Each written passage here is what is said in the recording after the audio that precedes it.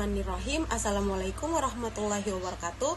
Perkenalkan, nama saya Nur Laila Darmin, NIM 23071014018, Prodi Ilmu Keperawatan, Fakultas Ilmu Kesehatan Universitas Islam Makassar. Baik, di sini saya akan menjelaskan sedikit tentang penyakit kanker ginekologi dalam kesehatan reproduksi wanita. Kanker ginekologi adalah kanker yang menyerang organ-organ reproduksi perempuan seperti vulva, serviks atau leher rahim, ovarium, hingga tubuh falopi. Kanker ini terjadi karena adanya pertumbuhan sel di area organ intim yang tidak terkendali. Namun, sama seperti kanker lainnya, penyebab pasti dari kanker ginekologi sendiri sampai saat ini masih belum diketahui. Berdasarkan penelitian, ginekologi ini menimbulkan gejala yang bervariasi tergantung pada organ reproduksi mana yang diserang. Berikut adalah jenis-jenis kanker ginekologi. Jenis kanker ginekologi yang pertama yaitu kanker serviks. Kanker serviks merupakan kanker leher rahim. Kanker ini muncul pada saat stadium awal dan biasanya baru terdeteksi pada saat sudah terlambat untuk pengobatan. Hal ini yang membuat prognoso menjadi sulit. Terus yang kedua, kanker rahim. Kanker rahim atau endometrium merupakan salah satu kanker yang terletak di rahim, meskipun serviks pada dasarnya merupakan bagian dari rahim. Namun, kanker endometrium atau rahim juga mempengaruhi korpus atau organ badan. Kanker ini akan mempengaruhi endometrium atau jaringan yang melapisi permukaan organ bagian dalam. Terus yang ketiga, kanker tuba falopi merupakan jenis kanker ginekologi langka yang mempengaruhi saluran tuba yang berfungsi sebagai penghubung antara rahim dan indung telur. Yang keempat, kanker ovarium. Kanker ovarium merupakan salah satu perkembangan pertumbuhan kanker di dalam ovarium. Terdapat berbagai macam pertumbuhan ovarium, khususnya tumor epitel, tumor sel germinal dari sel telur yang memproduksi, serta tumor stroma. Meskipun sebagian besar tumor jinak, namun juga ada beberapa yang bisa menjadi ganas dan bermetastasis ke seluruh tubuh. Yang kelima, kanker vagina. Kanker vagina merupakan sebuah perkembangan sel kanker dalam vagina. Saluran dimulai dari leher rahim dan berfungsi sebagai bagian dari kelahiran alami. Yang keenam, kanker vulva.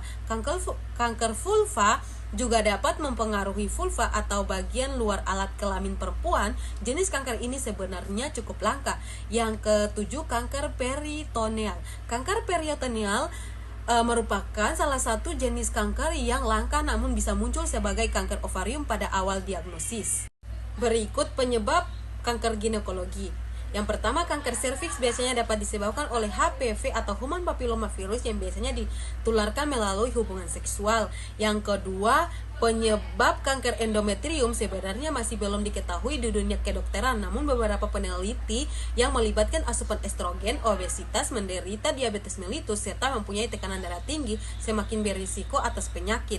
Yang ketiga, saat ini peneliti tentang kanker tuba falopi belum menemukan penyebab pasti, namun menunjukkan ada hubungan antara perkembangan kanker ini dengan riwayat kanker payudara atau ovarium dalam keluarga. Yang keempat, penyebab pasti kanker ovarium juga belum diketahui, namun peneliti menunjukkan usia dan riwayat kanker ovarium dalam keluarga merupakan faktor risiko. Yang kelima, faktor risiko kanker vagina paling umum seperti infeksi HPV, paparan janin untuk diet lisbestrol atau DES. Selanjutnya, gejala umum kanker ginekologi. Yang pertama, nyeri atau pendarahan selama hubungan seksual. Yang kedua, nyeri atau tekanan di daerah panggul tidak dapat diselesaikan. Yang ketiga, penjulan di daerah panggul dan keputihan abnormal. Yang keempat, pendarahan di luar periode bulanan atau usia terjadinya menopause. Yang kelima, sakit punggung atau sakit perut yang mencurigakan.